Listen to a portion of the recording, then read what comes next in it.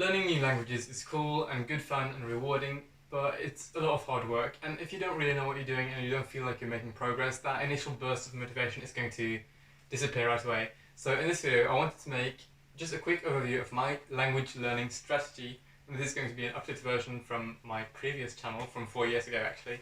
So a few things have changed, but many of the principles are the same. Let's get to it.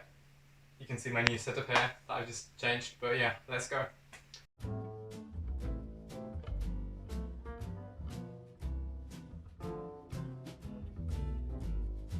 The first tip is that language classes are pretty much ineffective for me. They might be effective to you, but they're not really to me, because when you're in a classroom with people from different backgrounds with different learning styles that want to learn the same language, the teacher has to compromise and you don't learn in the perfect way for you. So if you want to learn in the perfect way for you, then you have to learn by yourself ideally, or if you have a teacher, even though that's even better. But if you're going to learn language for free, which is kind of the focus of this video as well, then that's not really going to be an alternative. So language classes for more people might just not be perfect for you, but on the other hand, there are so many resources online that you can use. One great app that I'm sure a lot of you have heard about is Duolingo. It has about 20 languages, I think, one of the most common ones. And basically what you do there is learn a lot of vocabulary. You start out with the very basics and then you keep improving and just get into more advanced stuff. It's been pretty good when I've been using it, but the thing is that you don't learn any grammar at all, so be aware of that. Grammar is something that I'm going to cover in another tip, but yeah, vocabulary, it's great, but for learning grammar, it's pretty much useless. So on to the next tip, the third tip, is that basic grammar, which you don't really learn on Duolingo, is available for free in basically any language. So just Google the language and grammar, and you're going to find somewhere that teaches it. I think ThoughtCo may have some grammar on a lot of languages, but also just they're going to be a specific site for specific languages, so just Google the one you're interested in and find the basics. And after you've built up the basics of a language, which I do pretty quickly, then what's going to be more important to you is to learn vocabulary, a lot of vocabulary, thousands of words. So another great way to do that is through the next tip, tip number 4, just online exposure. Things like YouTube videos or Netflix series or just vlogs, blogs, newspapers, anything in that language. Ideally, if it's something you're interested in anyway, regardless of the language, then reading that kind of stuff in the language you want to learn is going to be more motivating, because you know the thing that you get insight in is something that you care about anyway. So I do recommend that. And another bonus tip is if you're learning through Netflix series or YouTube videos, it might be really hard to understand what's going on in the beginning, but even if you pick up just a 1 word or 2 words from a video per minute in the series, it's still going to help, and it makes you accustomed to hearing the language, which is useful. And when you're watching it on Netflix, if you put on subtitles in the language you're learning, so not in your own language and not in English, but in the one you're learning, as well as dialogue in the one you're learning, that's going to help, because it's easier to recognize what they're saying when you can read it as well, especially if it's going to be like Latin script, which in most European languages will be the case.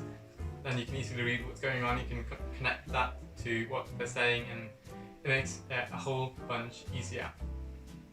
The next tip is to use online resources where you can talk to people from the country that has the language you're interested in.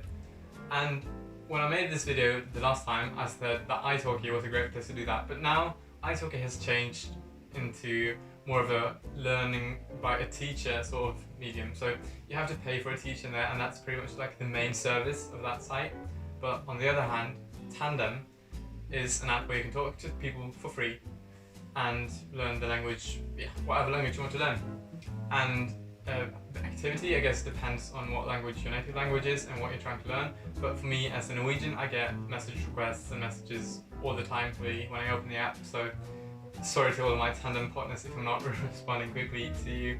But I mean, that's a great resource. You get to speak to people and you can build either short-term relationships where you just chat and write in that language that you want to learn, or it can be like a long-term language partner where you learn each other's languages, and that can be great as well. So that's the source that I really recommend. But the main tip, like the main strategy behind all of this, is to immerse yourself in the language and be exposed to it as often as possible. Ideally, you should be exposed to it daily, really.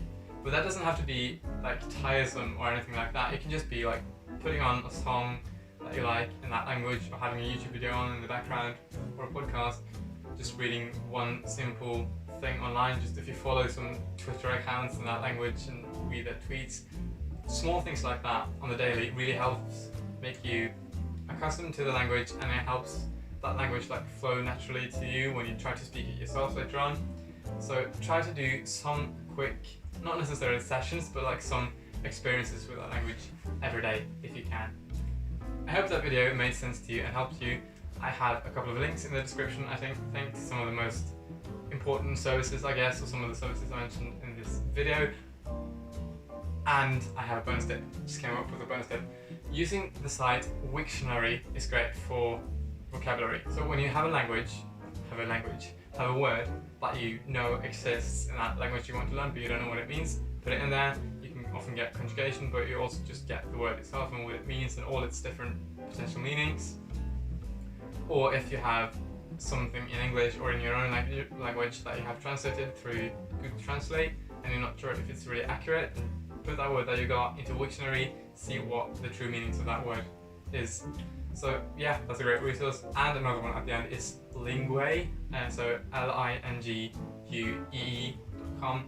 That doesn't exist for every language, but for a lot of languages and the most common ones, it exists where you just type in a sentence or a word or combination of words, and you can see like real life examples of when it's been used, so you can see if this word is right for that context or for this context, etc. That's a great resource as well. So this is going to be some of the links that I have in the description. I hope that helps you on your language learning journey, and I look forward to seeing you in your next video, whether that be about music or books or whatever that I have going on here. Just subscribe to my channel and see what kind of videos you can expect from me in the future. Alright.